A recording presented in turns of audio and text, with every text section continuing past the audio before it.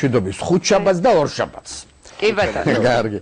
დიდი მადლობა ჩემო რომ შემდგარიყო ის დაგეგმილი ცნობილი შეხვედრა საქართველოს უსაფრთხოების სამსახურის შეფსა და საქართველოს მოსახლეობის რჩეულთა შორის და იქ რომ ყოფილიყავი მე რაღაც მანქანებით. აი ახლა რომ უნდა გითხრათ, აი ამ საკითხებს დავსვამდი და ასე ვთქვათ, ვეცდებოდი მიმეღო პასუხი მათზე.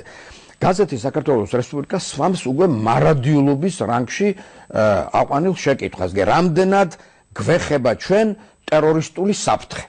და მოკლე პასუხია ექვე მოცემული ექსპერტის. გვეხება და მერე როგორ?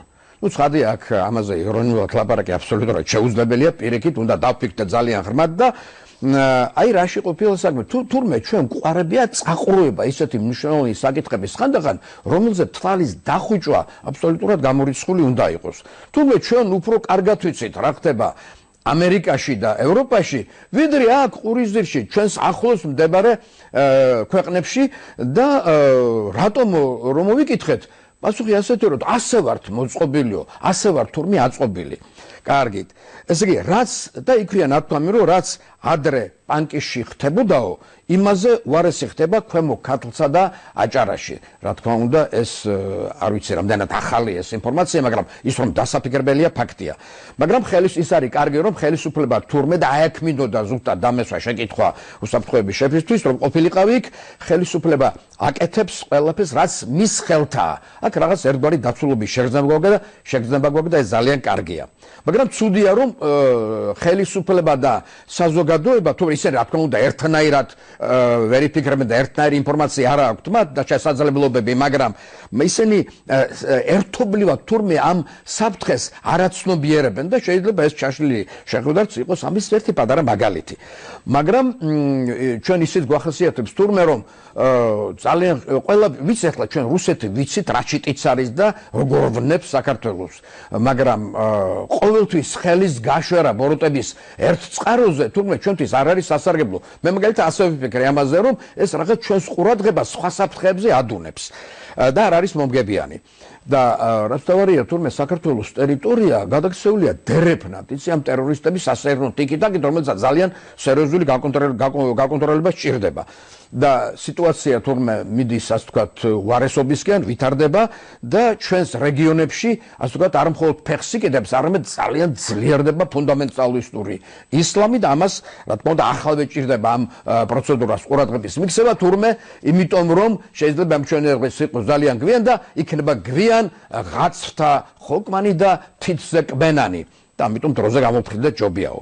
კარგით, ის ამბავი რაც ახლა უნდა გითხრათ, მე არაერთხელ მაქვს ნახსენები სხვადასხვა როცა რაიმე შემთხვევა მეძლეოდა მაძლევდა ამის საშუალებას, მაგრამ მედიის ყურადღების ცენტრში ხშირად ვერ ხვდება რაღაც ძალიან მნიშვნელოვანი, ძალიან ეროვნული. აი მაგალითად მე რომ არ წამეკითხა იმ დღეს საქართველოს გაზეთი საქართველოს რესპუბლიკა შეიძლება გამომპაროდა ჩემ ყურადღებას გამორჩენოდა ისეთი მნიშვნელოვანი რამ რაც არის აი ქართული ერთობის დარბაზი. არ ვიცი გაიგონია თუ არა ეს და ის დიდი კონგრესი, საერთაშორისო კონგრესი, რომელსაც ეს დარბაზი ატარებს. მე რა თქმა უნდა ამაზე არ მოვისვენე, გავიქეცი და დავრეკე და მაშინ რა ქვია დიასპორების სახელმწიფო სამსახურში და იქაც მითხრეს რომ თურმე არსებობს შეძლების დაგვარი თანამშრომლობა დარბაზსა და ამ სახელმწიფო სამსახურს შორის, რამაც ძალიან გამახარა, იმიტომ რომ აქ მაინც არ არის დანაწევრება და დაქსაქსულობა ისე როგორც სხვა რაღაცებში. აბა ქართული ერთობა სხვა რა უნდა იყოს, მაგრამ ახლა თუ არა ეს ძალისხმების გაერთიანება საქართველოს სასარგებლოდ. აი მე და მაგრამ ამავე დროს მე მინდა გითხრათ, აი მე როგორ უყურებ ამას და ერთ პატარა აი პატარა ჩემთვის ერთ ნაწილს, ერთ კუთხეს გამოვყოფდი აქედან. იმისათვის რომ ესე იგი ჩვენ თავი კარგად შევინახოთ, ანუ კარგად ვიცხოვროთ, საჭიროა დანარჩენ სამყაროსთან ძალიან დიდი თანამშრომლობა. ეს თანამშრომლობა რომ მოხდეს ამ დანარჩენმა სამყარომ ჩვენ ყურადღება უნდა მოგვაქციოს და უნდა მოუნდეს მას ჩვენთან თანამშრომლობა. უნდა გაეხარდეს ჩვენთან ურთიერთობა, სასარგებლო ურთიერთობა და ეს რომ მოხდეს, ამითაც საჭირო რომ ჩვენ მათ უთხრათ ვინ ვართ, რას წარმოადგენთ, რა შეგვიძლია, რატო ვართ სასარგებლო მათთვის ჩვენ. აი ეს თუ არ შედგა და სწორედ და ეს თუ არ შედგა, რა თქმა უნდა უნაყოფობას ექნება შედეგი, ადგილი. და აი ჩემი საზრით დარბაზი საქართველოს ერთობის დარბაზის ერთ-ერთი ფუნქცია ძალიან მნიშვნელოვანი არის სწორედ ეს და მე მგონი ამას აკეთებს დიდი და ეცდება გააკეთოს დიდი წარმატებით. ახლა გაზეთ რეზონანსში რა წერია? ახლა მინდა გადაობა და ეს გაზეთ რეზონანსის მასალით ვისარგებლე. გადაობა მინდა ეს ამბავი იმას, აბა რატომ გონიათ, ესე იგი, ოკუპირებული აფხაზეთი რატომ იკლავს თავს იმისათვის, რომ ჩაატაროს თავის სოხუმში, ჩაატაროს ეგრეთ წოდებული მსოფლიო ჩემპიონატი ფეხბურთში. იმიტომ რომ, ესე იგი, таким образом республика получает узнаваемость, ასე ვთქვათ, როგორც სიტყვებდნენ აფხაზები.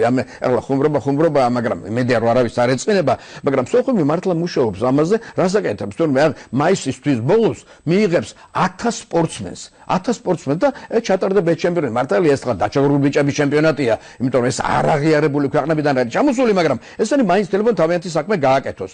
მაგრამ ჩვენ ძალიანაც რომ მოვინდომოთ თურმე ექსპერტი გვეუბნება, რომ ჩვენ ამას ხელს ვერ შეუშლით. ისე კი მინდა გითხრათ, თუ აფხაზები ხშირად ღიზიანდებიან იმის გამო, რომ ჩვენ რაღაც ღონისძიებებს ბლოკავთ ხოლმე ამ სახელმწიფო დონეზე, რა თქმა უნდა. მაგრამ ისიც უნდა გითხრათ, რომ თურმე აფხაზებს ძალიან წყინთ, რომ არ ვაღიარებთ, წარმოგიდგენიათ? კარგით, ეს იყო სულ და მე 9:15 წუთზე ისე შევხვდებით ერთმანეთს. როგორც ყოველთვის ბატონ ნუგზარ, თქვენი მოსმენა სასიამოვნო, ამჯერად კი თაკოს მოსმენა იქნება სასიამოვნო, რომელიც ამ